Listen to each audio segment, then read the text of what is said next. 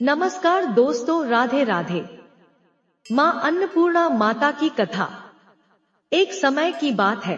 काशी निवासी धनंजय की पत्नी का नाम सुलक्षणा था। उसे अन्य सब सुख प्राप्त थे, केवल निर्धनता ही उसके दुहक का एकमात्र कारण थी। यह दुहक उसे हर समय सताता रहता था। एक दिन सुलक्षणा पति से बोली, स्वामी, आप कुछ उद्यम करो तो काम चले। इस प्रकार कब तक काम चलेगा? सुलक्षणा की बात धनंजय के मन में बैठ गई और वह उसी दिन विश्वनाथ शंकर जी को प्रसन्न करने के लिए बैठ गया और कहने लगा, है देवाधिदेव विश्वेश्वर, मुझे पूजा पाठ कुछ आता नहीं है, केवल आपके भरोसे बैठा हूँ। इतनी विनती करके वह 2-3 दिन भूखा प्यासा बैठा रहा। यह देखकर भगवान शंकर ने उसके कान में अन्नपूर्णा, अन्नपूर्णा, अन्नपूर्णा इस प्रकार 3 बार कहा। यह कौन क्या कह गया? इसी सोच में धनंजय पड़ गया कि मंदिर से आते ब्राह्मणों को देखकर पूछने लगा, पंडित जी, अन्नपूर्णा कौन है? ब्राह्मणों ने कहा, तू अन्न छोड़ बैठा है, सो तुझे अन्न की ही बात सूझती है। जा घर जाकर अन्न ग्रहण कर। धनंजय घर गया, स्त्री से सारी बात कही। वह बोली, नाथ, चिंता मत करो, स्वयं शंकर जी ने यह मंत्र दिया है, वे स्वयं ही खुलासा करेंगे। आप फिर जाकर उनकी आराधना करो। धनंजय फिर जैसा का तैसा पूजा में बैठ गया। रात्रि में शंकर जी ने आज्ञा दी और कहा, तो पूर्व दिशा में चला जा।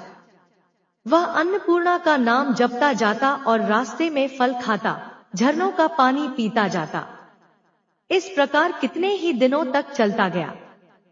वहां उसे चांदी सी चमकती वन की शोभा देखने में आई। सुंदर सरोवर देखने में या उसके किनारे कितनी ही अप्सराएं झुंड बनाए बैठी थी। एक कथा सुनती और सब मिलकर मां अन्नपूर्णा इस प्रकार बार बार कहती थी। यह अघन मार्गशीर्ष मास की उजेली रात्रि थी और आज से ही व्रत का आरंभ था। जिस शब्द की खोज करने वह निकला था, वह उसे वहां सुनने को मिला। धनंजय ने उनके पास जाकर पूछा, है देवियों, आप यह क्या करती हो? उन सब ने कहा, हम सब मां अन्नपूर्णा का व्रत करती हैं। धनंजय ने पूछा, व्रत पूजा करने से क्या होता है? यह किसी ने किया भी है? इसे कब किया जाए? कैसा व्रत है में और कैसी विधि है? मुझसे भी विस्तार से बतलाओ। वे कहने लगी, इस व्रत को सब कोई कर सकते हैं। 21 दिन तक के लिए 21 गांठ का सूत लेना चाहिए। 21 दिन यदि ना बने तो 1 दिन उपवास करें। यह भी ना बने तो केवल कथा सुनकर प्रसाद ले। निराहार रहकर कथा कहें। कथा सुनने वाला कोई ना मिले तो पीपल के पत्तों को रख सुपारी या घृत कुमारी, गुवारपाट वृक्ष को सामने कर दीपक को साक्षी कर सूर्य, गाय, तुलसी या महादेव को बिना कथा सुनाए मुख में दाना न डाले। यदि भूल से कुछ पड़ जाए तो 1 दिवस फिर उपवास करे। व्रत के दिन क्रोध न करे और झूठ न बोले। धनंजय बोला, इस व्रत के करने से क्या होगा? वे कहने लगी, इसके करने से अंधों को नेत्र मिले, लूलों को हाथ मिले, निर्धन के घर धन आए, बांझी को संतान मिले, मूर्ख को विद्या आए। जो जिस कामना से व्रत करे, मां उसकी इच्छा पूरी करती है। वह कहने लगा, बहनों, मेरे पास भी धन नहीं है, विद्या नहीं है, कुछ भी तो नहीं है। मैं तो दुखिया ब्राह्मण हूँ, मुझे इस व्रत का सूत दोगी? हाँ भाई, तेरा कल्याण हो, हम तुम्हें अवश्य देंगी। ले इस व्रत का मंगल सूत ले। धनंजय ने व्रत किया। व्रत पूरा हुआ, तभी सरोवर में से 21 खंड की सुवर्ण सीरी हीरा मोती जड़ी हुई प्रकट हुई। धनंजय जय अन्नपूर्णा अन्नपूर्णा कहता जाता था। इस प्रकार कितनी ही सीढ़ियां उतर गया तो क्या देखता है कि करोड़ों सूर्य से प्रकाशमान अन्नपूर्णा का मंदिर है। उसके सामने सुवर्ण सिंहासन पर माता अन्नपूर्णा विराजमान है। सामने भिक्षा हेतु शंकर भगवान खड़े हैं। देवांगनाएं चंबर डुलाती हैं। कितनी ही हथियार बांधे पहरा देती हैं। धनंजय दौड़कर जगदम्बा के चरणों में गिर गया। देवी उसके मन का क्लेश जान गई। धनंजय कहने लगा, माता, आप तो अंतर्यामिनी हो, आपको अपनी दशा क्या बताऊं। माता बोली, मेरा व्रत किया है, जा संसार तेरा सत्कार करेगा। माता ने धनंजय की जहनवा पर बीज मंत्र लिख दिया। अब तो उसके रोम रोम में विद्या प्रकट हो गई। इतने में क्या देखता है कि वह काशी विश्वनाथ के मंदिर में खड़ा है। मां का वरदान ले धनंजय घर आया। सुलक्षणा से सब बात कही। माता जी की कृपा से उसके घर में संपत्ति उमड़ने लगी। छोटा सा घर बहुत बड़ा गिना जाने लगा। जैसे शहद के छत्ते में मक्खियां जमा होती हैं, उसी प्रकार अनेक सगे संबंधी आकर उसकी बड़ाई करने लगे। कहने लगे, इतना धन और इतना बड़ा घर, सुंदर संतान नहीं तो इस कमाई का कौन भोग करेगा। सुलक्षणा से संतान नहीं है, इसलिए तुम दूसरा विवाह करो। अनिच्छा होते हुए भी धनंजय को दूसरा विवाह करना पड़ा और सती सुलक्षणा को सौत का दुहक उठाना पड़ा। इस प्रकार दिन बीतते गए। फिर अघन मास आया। नए बंधन से बंधे पति से सुलक्षणा ने कहलाया कि हम व्रत के प्रभाव से सुखी हुए हैं, इस कारण यह व्रत छोड़ना नहीं चाहिए।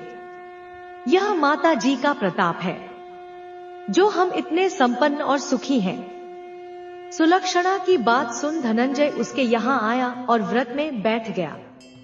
नई बहू को इस व्रत की खबर नहीं थी। वह धनंजय के आने की राह देख रही थी। दिन बीतते गए और व्रत पूर्ण होने में 3 दिवस बाकी थे कि नई बहू को खबर पड़ी। उसके मन में ईर्ष्या की ज्वाला दहकने लगी थी। सुलक्षणा के घर आ पहुंची और उसने वहां भगदड़ मचा दी। वह धनंजय को अपने साथ ले गई। नए घर में धनंजय को थोड़ी देर के लिए निद्रा ने आ दबाया।